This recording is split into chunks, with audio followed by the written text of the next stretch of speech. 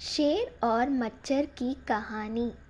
जंगल के राजा शेर को अपनी शक्ति पर बड़ा घमंड था। वह स्वयं को सबसे शक्तिमान समझता था, इसलिए जंगल के हर जानवरों पर अपनी गौस जमाता रहता था। जंगल के जानवर भी क्या करते, अपने प्राण सबको प्रिय थे, इसलिए ना चाहकर भी शेर के सामने नतमस्तक हो जाते। एक दिन दोपहर के समय शेर एक पेड़ के नीचे सो रहा था। वहीं एक मच्छर भिनभिना रहा था, जिससे शेर की नींद में खलल पड़ रहा था। वह एक मच्छर से बोला, हे मच्छर, देखता नहीं मैं सो रहा हूँ, भाग यहाँ से, नहीं तो मसल कर दूंगा। मच्छर बोला, क्षमा करें वनराज, मेरे कारण आपकी नींद में व्यवधान उत्पन्न हुआ, किंतु आप मुझे ये बात नम्रता से भी कह सकते हैं, आखिर मैं भी इस धरती का जीव हूँ। अच्छा, तो तुम छोटा सा मच्छर मुझसे जुबान लड़ाएगा? और क्या गलत कहा मैंने? तुम मच्छर हो ही ऐसा कि कोई भी तुम्हें यूं मसल दे। मैं तो ये बार बार कहूँगा, क्या बिगाड़ लोगे तुम मेरा? मच्छर को शेर की बात और व्यवहार बहुत बुरा लगा। वह अपने साथी मच्छरों के पास गया और उन्हें सारी बात बताई। सभी मच्छर को शेर के बात चुभ गई। उन्होंने तय किया कि इस संबंध में एक बार सब मिलकर शेर से बात करेंगे।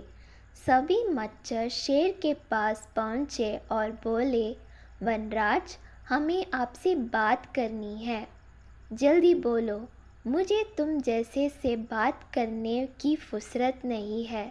शेर बोला, वनराज, आप होंगे बहुत शक्तिशाली, किंतु इसका अर्थ है कथिया नहीं है कि आप अन्य जीवों और प्राणियों का मजाक उड़ाएं या उन्हें नीचे दिखाएं। मच्छर बोले, मैंने जो कहा सच कहा, मैं सबसे शक्तिशाली हूँ और मुझे कोई हरा नहीं सकता। घमंड में चूर शेर गरजा। ऐसा नहीं है, अगर आप शक्तिशाली हैं तो हमें भी इतना सामर्थ्य है कि आवश्यकता पड़ने पर हम किसी का सामना कर सकते हैं और उसे हरा सकते हैं। हम आपको भी हरा सकते हैं। मच्छर भी चुप ना रहे। यह सुनकर शेर हंसते हुए बोला, तुम लोग मुझे हराओगे? तुम लोगों की इतनी हिम्मत कि मेरे सामने आकर ये बात कहो? मेरी शक्ति का अंदाज नहीं है तुम्हें, अन्यथा ऐसा कभी नहीं कहते। अभी भी समय है, भाग जाओ यहाँ से, नहीं तो कोई नहीं बचेगा। शेर के घमंड ने मच्छरों को क्रुद्ध कर दिया। उन्होंने ठान लिया कि इस शेर को मज़ा चखा कर ही रहेंगे। वे सारे एकजुट हुए और शेर पर टूट पड़े। वे जगह जगह उसे काटने लगे। वह दर्द से कहरा उठा। इतने सारे मच्छर का सामना करना उसके बस के बाहर हो गया। वह दर्द से चीखते हुए वहाँ से भागा, लेकिन मच्छरों ने उसका पीछा नहीं छोड़ा। वहाँ जहाँ भी जाता वे भी उसके पीछे जाते और उसे काटते। आखिरकार शेर को झुकना पड़ा। उसने हार मान ली।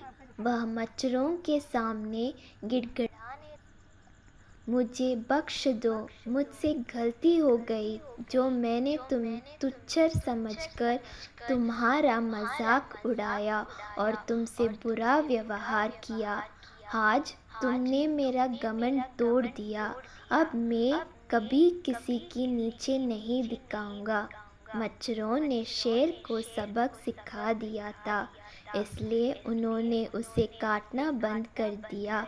वे बोले, घमंडी का घमंड कभी ना कभी अवश्य टूटता है।